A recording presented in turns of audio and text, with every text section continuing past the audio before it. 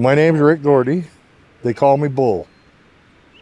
As near as I can remember, we started in 1995. And a fluke happened to be down here and seen the rendezvous sign, and I'd read enough books that I knew what that meant. So we come in and, well, we're still here. Very special place.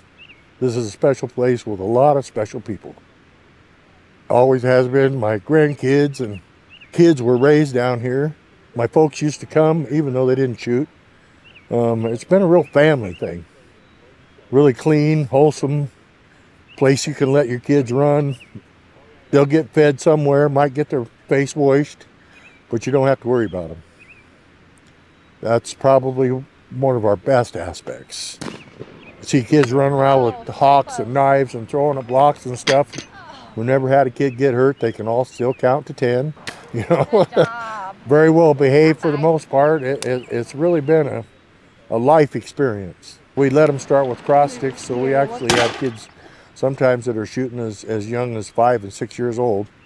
Plus we have BB gun competitions and bean bag throws, and they have all kinds of stuff for the kids to do. It used to be, when things were a little cheaper, we'd have 20, 30 kids down here. We don't have quite as many anymore, but we still make sure they got plenty to do. The candy cannon's always big fun. You know, this year I guess we're gonna have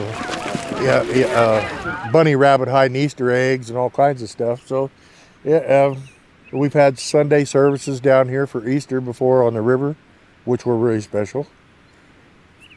You see the many generations. The grandpa's got all the stuff and he's trying to get his grandkids or even great grandkids started, you know, and they run around here in their little outfits, play in the dirt, and, you know, they have a big time. Every one of these people down here will take the time to help a kid.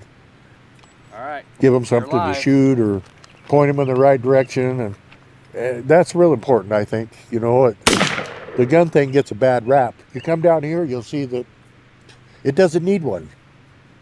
You know, if you're responsible and take care of it and watch what you're doing, we have almost impeccable safety record down here.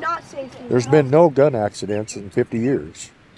You know, we've had a few cuts and bruises and falls and stuff, but gun-wise, no issues. And that's because of these seniors that are teaching the next generation. Grizz, as far as I know, was one of the founding members. There was 3 or 4 men down here. One of them was a game commission, the head of the game commission. One of them had cabins down here, and they were all kind of friends. Grizz was retired from Potlatch out Idaho with health conditions, a bad heart. And he retired here in Troy, up on the hill at first. And he lived, you know, I guess a polite way to put it would be very mountain man, you know, pretty rustic. But there wasn't anybody down here who didn't know him. He was always around and always full of knowledge, as to some degree. Made his own moonshine, was very much into the club. He took my wife and I under his wing. We didn't know that much about black powder when we first come down, and of course he educated us, made her a special tool that she still has. Yeah, a very special man, and he made you really feel welcome. It was hard to get away from him, because he could really, you know, and he could tell you good yarns from back in the day. Yeah, he was a special guy, but he was it was pretty rustic, as a good way to put it. He made moonshine, quite a bit of it. Yeah, it was a little rough, but, you know, it didn't kill anybody. He, you know, did his own butchering pretty much.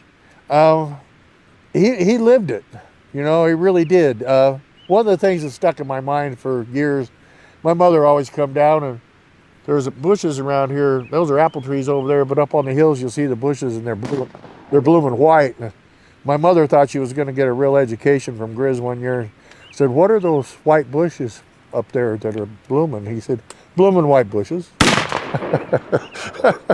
You know, you just really didn't know, you know, what you were going to get. But one of those unique individuals that you probably only meet once in your life, that really will stand out and you don't ever forget. So everything this club has his image on it pretty much.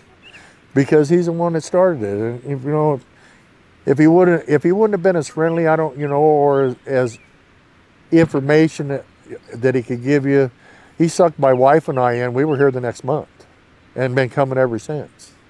You know, and mostly because of his kindness and the other people too, not just him, but they're, you know, a lot of the people that I met with Grizz that were involved really early are gone now, because now I'm a senior, and when I started, I was in my prime, and those are gone. And there was some, I could tell you some stories about other people. Jake was another one. They called him Doe Slayer.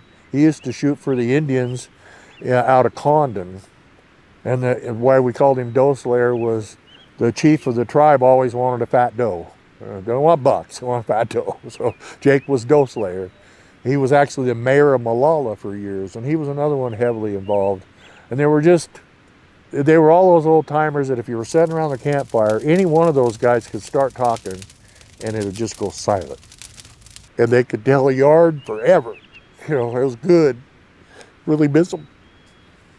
Yeah, there was many that are gone. Well, our cemetery down there, I think there's 27 now. I put the first one in, was Grizz. In 2002, we decided we needed to put a plaque in for him on the 25-yard line, because he's the one that had marked the 25-yard line. So we'll put the plaque in there, and since then, 26 more. Someday I'll be there.